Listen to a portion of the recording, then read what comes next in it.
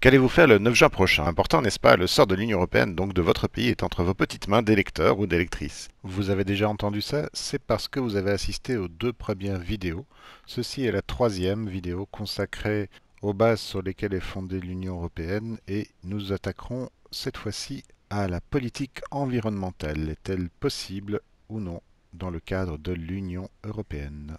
Dans la première vidéo, je pense avoir montré que le commerce, valeur intrinsèque de l'Union européenne, n'est absolument pas une garantie de paix, et même que du contraire. Je pense avoir montré également quelles sont les limites de la discussion sociale dans le système néolibéral peu assumé mais réel de l'Union européenne. Dans la deuxième vidéo, je parlais principalement des différences sociales entre les pays de l'Union européenne qui tendent à montrer qu'une Europe sociale n'est manifestement pas à l'ordre du jour. Je parlais ensuite de la fameuse règle budgétaire qu'on nous oppose généralement pour justifier les économies sur les conquêtes sociales confisquées par l'État libéral.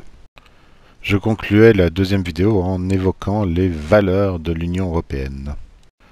Dans cette troisième vidéo, je vais tenter de vous montrer pourquoi une politique environnementale cohérente en fonction de la problématique du changement climatique notamment est absolument impossible dans le cadre de l'Union européenne.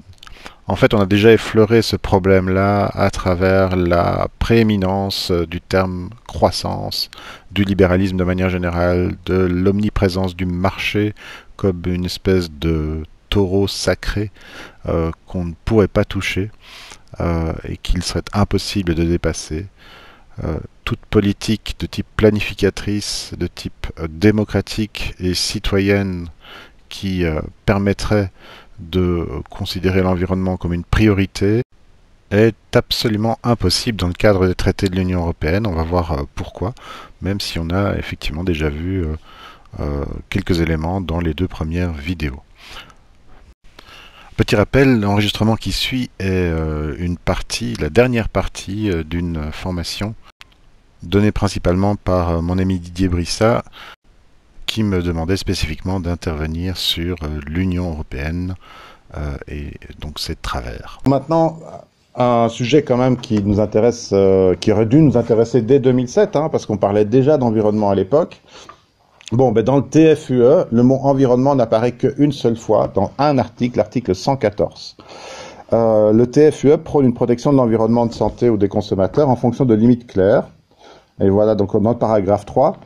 Donc, un niveau de protection élevé en tenant compte de toute nouvelle évolution basée sur des faits scientifiques. Donc, il faut que les faits scientifiques soient avérés pour que l'environnement soit pris en compte, ainsi que la santé et la protection des consommateurs. Donc, le principe de précaution, connaissez-vous? Oui. Par contre, dans le même article 114, on précise, le même article pose des situations où un État membre voudrait en faire plus éventuellement. Donc, imaginons que la Belgique veuille interdire les emballages en plastique pour une raison totalement absurde de protection de l'environnement.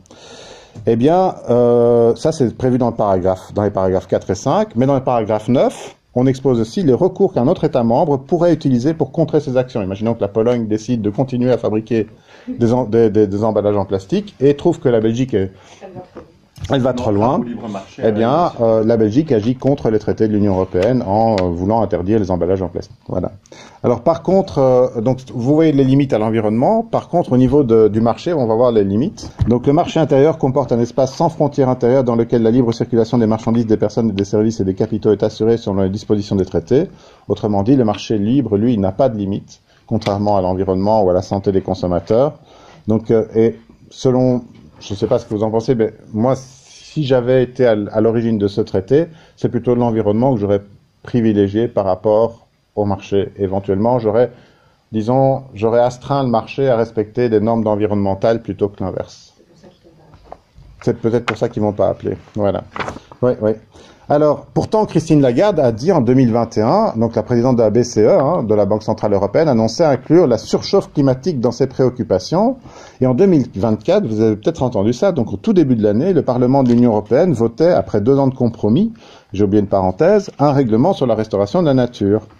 Et tout ça, ça a été fait. Donc on pourrait dire, ah mais l'Union européenne paraît très préoccupée, mais dans le même temps, rien n'a été fait depuis l'annonce de Lagarde. Les préoccupations de la BCE n'incluent toujours pas les alertes des jeunes pour le climat ou d'Extinction Rebellion.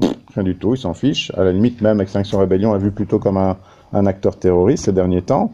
L'inquiétude légitime des agriculteurs, j'ai bien mis légitime, alors je l'ai mis entre parenthèses parce que voilà, dans la phrase il fallait mettre des parenthèses, mais je le trouve tout à fait légitime. Les agriculteurs a été transformé en arme pour réduire la voilure de toutes les mesures prises en faveur de l'environnement. Plusieurs gouvernements, dont celui de M. De Croo, freinent des 4 fers pour empêcher la mise en place du règlement sur la restauration de la nature. Et Didier m'a annoncé tout à l'heure que le Conseil de l'Union européenne a finalement définitivement mis la clé sur la porte de ce règlement. Je ne le savais pas. Donc j'ai encore raté un truc. Je suis désolé, je lis pas tout. Au moment où j'enregistre le 6 mai, en fait, le projet de règlement est toujours en balance, mais a priori il ne sera pas adopté étant donné le refus de certains pays comme la Hongrie et la Finlande. Et manifestement, la Belgique fait encore partie des pays réticents, probablement plus du fait de la partie flamande que de la partie francophone. Mais bon, personnellement, je ne dédouane pas la partie francophone qui pourrait faire pression d'une manière ou d'une autre et qui ne le fera probablement pas. Alors, et pourtant, toute la communauté scientifique s'accorde pour dire qu'il est urgent de ne pas attendre. Hein. Vous savez, le GIEC et tout ça, c'est des emmerdeurs. Mais les Macron, von der Leyen et autres multiplient les manœuvres de contournement et de ralentissement des dites mesures, ce qui est logique puisque ces mesures sont anti-croissance fatalement. Donc, les mesures qui tendraient à limiter la production de choses pas utiles, ça va contre l'idée de la croissance. Bref, alors, et là c'est ce que je vous disais tout à l'heure, j'ai lu ce matin quelque chose qui permet de compléter ce petit article, qui m'avait été envoyé par Didier au début de la semaine. Donc lors de la prochaine réunion du Conseil européen, qui aura lieu les 17 et 18 avril, donc ça s'est terminé hier, les États membres de l'Union fixeront les grandes propriétés pour la prochaine Commission européenne et à quelques mois des élections, l'environnement ne figure pas dans le document. Il se trouve que je suis abonné au service communication du Conseil européen et voici les 4 grandes préoccupations du Conseil européen pour les années qui viennent: l'Ukraine, le Moyen-Orient, la Turquie et sa candidature et la compétitivité. Voilà, c'est les 4 grandes priorités incluses dans le programme du Conseil européen. Il n'y a pas d'environnement, ils s'en fichent. Alors en ce qui concerne le Green Deal dont vous avez sans doute entendu parler, il faut rappeler que le Green Deal, bon, il a été plus ou moins atténué, etc. Mais déjà, dès le départ, le Green Deal n'envisageait absolument aucune remise en question de la croissance ni de la compétitivité. Il n'y avait absolument rien là-dedans. Plutôt que de réconcilier les agriculteurs avec l'environnement, donc en leur proposant un vrai pacte avantageux, on les a opposés aux partisans du climat, ce qui est complètement absurde. Il n'y a pas de politique de réindustrialisation digne de ce nom, donc ça veut dire qu'on va continuer à dépendre du commerce extérieur et donc d'augmenter la quantité de transport. Le Parlement européen vient tout juste d'approuver au mois de mars un règlement autorisant l'arrivée des méga camions de 60 tonnes. Vous avez peut-être entendu parler de ça. Alors, c'est peut-être bien joli, les camions de 60 tonnes. Le problème, c'est que ça va nécessiter des routes plus larges, plus costaudes aussi. Autrement dit, il va falloir refaire complètement le service routier. Je ne sais pas si vous n'avez pas l'impression qu'il y a déjà pas mal de travaux sur les routes en ce moment. Il va falloir augmenter ces travaux parce que des camions de 60 tonnes, ça nécessite des routes. Et si vous vous êtes intéressé par la question, le Monde diplomatique de ce mois-ci a fait un article sur le sujet. Comment faire pour faire une route qui accueille des camions de 60 tonnes? C'est du costaud. Il est bon aussi de jeter un œil sur les fameuses promesses en termes d'énergie, pour voir un peu dans quelle situation on est et vers quoi on va. Donc cette année... en 2022, voilà le package d'origine de l'électricité en Europe. Alors, je parle que de l'électricité ici, je parle pas de l'énergie au total. Donc, vous voyez qu'en vert, vous avez les énergies renouvelables, en gris, vous avez l'énergie fossile, et en jaune, vous avez, alors ce qui est discutable parce que ça fait l'objet de débats sans fin, c'est-à-dire l'énergie nucléaire. Mais donc, vous voyez qu'il y a encore du boulot à faire pour avoir une électricité propre, c'est pas pour demain. Et encore, là, on ne parle que d'électricité, mais si on parle d'énergie de manière globale, là, il faut regarder ici. Et donc, ce qui est de renouvelable, ce n'est que le petit machin vert. Le petit machin orange, c'est le nucléaire. Et tout le reste, c'est du fossile. Ça veut dire les transports et le chauffage. On est loin d'avoir de l'énergie renouvelable en Europe. Et donc, tous les groupes qui militent pour l'environnement, il n'y a pas beaucoup d'actions qui se fait en direction de l'énergie renouvelable. Et on identifie ici, grâce peut-être à ce sujet, un des gros problèmes de l'Union européenne par rapport à la démocratie. C'est que précisément les groupes de pression qui veulent s'exprimer dans l'Union européenne doivent se rassembler dans des lieux bien précis alors qu'ils viennent parfois de très très loin. Il est extrêmement difficile pour ces groupes de pression d'avoir une activité véritablement efficace étant donné qu'ils sont généralement très dispersés à l'échelle de l'Union européenne. C'est quand même un continent de 460 millions de personnes dispersées sur 27 pays et qui, pour être efficaces, devraient pouvoir se rassembler soit devant le Parlement de Bruxelles, soit à Strasbourg, dans des endroits très stratégiques et qui sont généralement hyper sécurisés.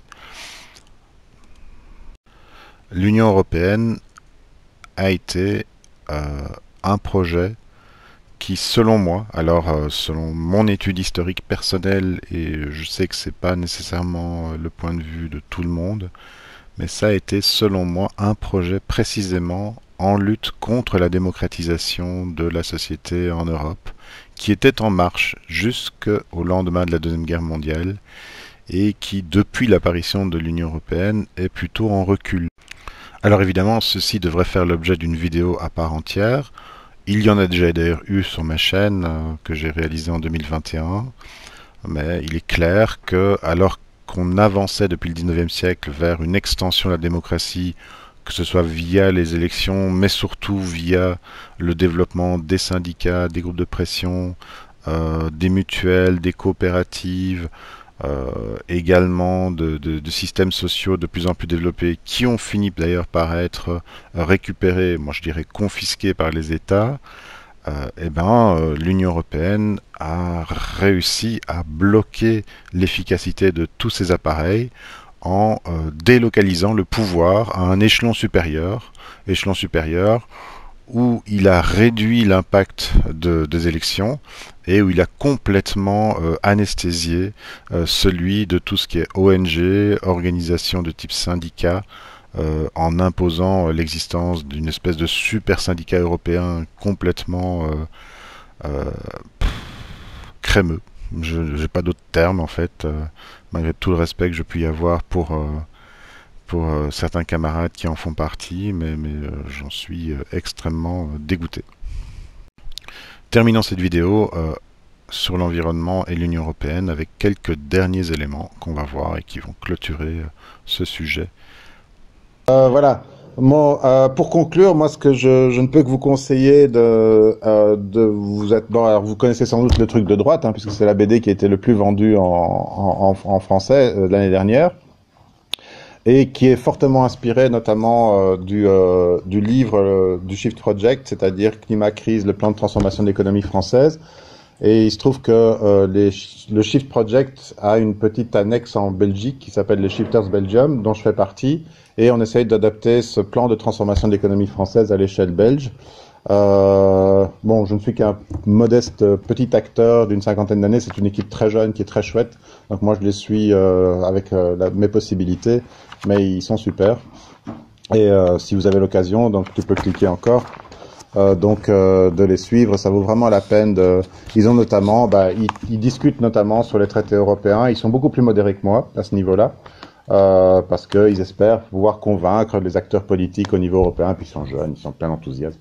Voilà. Sinon, il y avait encore d'autres sujets sur lesquels on aurait pu développer pas mal de choses, mais on n'en a pas vraiment le temps. C'est par exemple ce dont j'en avais parlé tout à l'heure de Karlsruhe. La menace de Karlsruhe, pour vous dire qu'à tout moment, il pourrait tomber quelque chose, aussi bien de l'Allemagne que d'un autre pays, par rapport à l'Union européenne, et ça pourrait être beaucoup plus violent qu'une sortie unilatérale à cet égard-là, parce que évidemment, ce ne serait que les intérêts de la droite, un peu comme ce qui est arrivé au Royaume-Uni, qui serait évidemment mis à l'honneur. Cela dit, alors vous avez aussi des articles très intéressants sur Elucide avec le vrai bilan des politiques de compétitivité de l'Union européenne. Ça vaut la peine de lire ça. C'est écrit par Frédéric Farah, qui est un économiste assez sympa. Et qui travaille avec Olivier Berruyer, dont je vous ai parlé tout à l'heure. Vous avez aussi le vrai bilan vert de l'Union européenne. Toujours plus d'extraction, toujours plus de besoins, toujours plus de sang sur le pacte vert. C'est un état des lieux sur ce que l'Union européenne a fait et compte faire en termes de production. Et donc les mensonges à propos de ces prétendues ambition verte environnementale, c'est vraiment n'importe quoi. Et là, ça vient du site multinational.org, c'est-à-dire l'Observatoire des multinationales, qui est un site assez intéressant. Alors, au sujet de l'illusion nucléaire, ça vaut la peine de voir parce que y a des personnes qui s'imaginent que si on met le nucléaire partout, au moins on aura de l'énergie propre, ce qui n'est pas tout à fait faux. Le problème, c'est que à consommation constante actuelle de nucléaire, on a à peu près pour 50 ans de réserve nucléaire, de réserve d'uranium, de réserve de combustible. On va trouver un autre truc.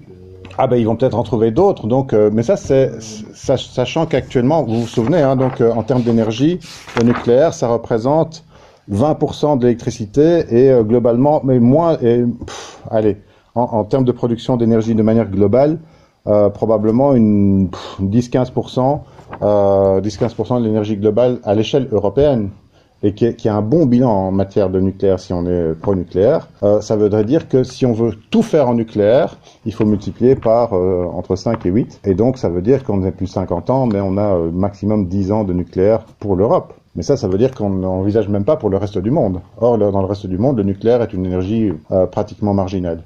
Donc si on imagine des centrales nucléaires partout, on en a pour 2 ou 3 ans de combustible. Et dedans, on compte l'arsenal nucléaire des militaires? C'est négligeable. C'est négligeable parce que oui, il faut pas énormément d'uranium. Simplement, il faut l'enrichir énormément. Mais une fois qu'on l'a enrichi, il n'en faut pas tellement pour faire une bombe nucléaire. C'est pas tellement ça le gros problème. Donc ça, c'est pour l'illusion nucléaire. Moi, ce qui m'intéressait surtout, c'était le fait que des gens prônent le nucléaire comme la solution pour remplacer les énergies fossiles. Malheureusement, ça n'est qu'un pis-aller. Et d'ailleurs, même des gens comme Jean-Marc Jancovici disent, bah oui, mais c'est jamais qu'une idée transitoire. Il faut trouver d'autres solutions qui doivent passer par moins de production le plus vite possible. Donc de toute façon. Alors, vous avez aussi un sujet sur les mensonges sur les tractations avec le Mercosur. Hein. On n'arrête pas de vous dire que c'est gelé, c'est gelé, c'est gelé. C'est pas gelé du tout. Et on va finir par se faire entuber si on les laisse aboutir. Probablement juste après les élections. Ils attendent juste les élections pour pouvoir le faire, parce que le Brésil fait une pression de fou. Moi, je connais un petit peu le Brésil et ils veulent cet accord et ils finiront par l'avoir. Alors, vous avez aussi la réalité sur le pseudo-contrôle des entreprises, sur leur responsabilité sociale et environnementale. Bah, ça s'est cassé la gueule. Ça, c'est même la RTBF en a parlé, donc ça veut dire que c'est vraiment c'est acté, quoi. Hein, parce que si la RTBF en parle, c'est que décidément, il faut même plus aller voir les médias alternatifs. Et alors, en ce qui concerne nos amis britanniques, hein, qui ont tellement souffert après le Brexit, eh ben, il faut vraiment nuancer ça aussi. Et là, je vous invite à aller voir aussi le site Elucide. C'est pas si simple que ça. Il y a effectivement des Britanniques qui ont souffert du Brexit, mais il y en a d'autres qui en ont vachement profité, à commencer par exemple par l'Horeca. Parce que les salaires ont monté énormément. Alors maintenant, c'est une question de point de vue, mais il y a des Britanniques qui s'en sortent beaucoup mieux maintenant qu'avant qu'à l'époque de l'Union européenne. Donc je vous ai mis aussi quelques-unes de mes sources, dont évidemment mon préféré, qui malheureusement est juste mensuel, c'est Le Monde diplomatique. Mais voilà. Et sinon, si vous avez envie de bien rigoler tout en vous apprenant plein de choses, il y a le site des Canards Réfractaires, qui est pas mal du tout. Ce sont des jeunes en plus, donc il faut toujours encourager les jeunes, comme je disais. Et le Canard Réfractaire, c'est vraiment un chouette site avec de chouettes gens qui viennent de Bretagne, si je me souviens bien, et qui font des vidéos YouTube. Mais c'est très franco-français par moment, mais pas toujours. Donc voilà. Et je vous remercie. Voilà, c'est fini. On a encore parlé pendant quelques minutes sur les lanceurs d'alerte, sur Julian Assange, sur le fait que l'Union européenne ne les protège absolument pas, et même parfois bien au contraire, puisque les législations sur les lanceurs d'alerte sont vraiment pourries et ont tendance plutôt à favoriser les grandes entreprises plus que les informateurs. C'est tout pour ces 3 vidéos qui ont été réalisées un petit peu pas à la va-vite, parce que j'ai fait ça avec sérieux, mais comme toujours avec mon amateurisme graphique évident et mes qui ont été considérablement importants, que j'ai essayé de réduire le plus possible, mais voilà, c'est un petit peu mon gros défaut de prononciation. Donc une fois ceci fait, je vous invite à vous informer sur les partis pour lesquels vous comptez voter si vous y allez. Vérifiez qu'ils sont bien en accord avec vos valeurs et puis ne pas vous faire trop d'illusions sur le pouvoir du Parlement européen. Il n'en a pratiquement pas. On l'a vu encore notamment avec ce fameux règlement sur la restauration de la nature qui semble bien être voué à l'oubli. Sinon, c'est pas pour autant qu'il faut renoncer à la lutte, simplement. Elle n'est pas dans les institutions, elle est dans la rue, comme toujours.